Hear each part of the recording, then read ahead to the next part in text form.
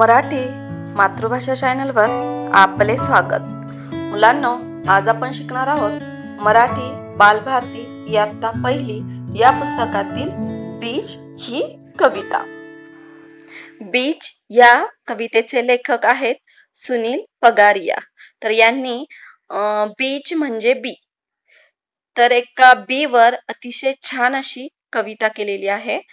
तर त्या बीजाचं त्यांनी वर्णन केलेलं आहे। बीजातून कोंब फुटतात, मग त्याचं रोप होतं, मग त्याचे झाड होतात आणि त्या झाडांनी छान असं रान बहरतं, असं छान वर्णन त्यांनी ह्या कवितेत केलेलं आहे।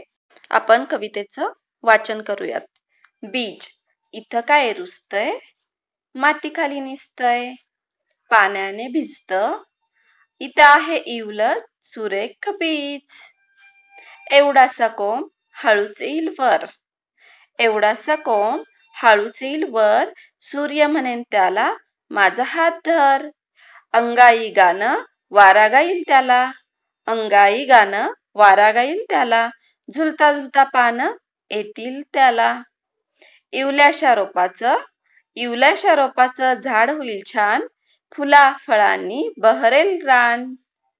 इथं काय रुजतंय, माती खाली निसतंय, पाण्याने भिजतंय, इथे आहे इवलं सुरेख बीज।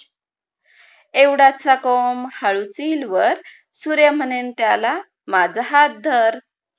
अंगाई गाणं वारा गाईल त्याला, झुलता झुलता पानं येतील त्याला। इवल्याशा रोपाचं झाड होईल छान, फुला फळांनी बहरेल रान। धन्यवाद।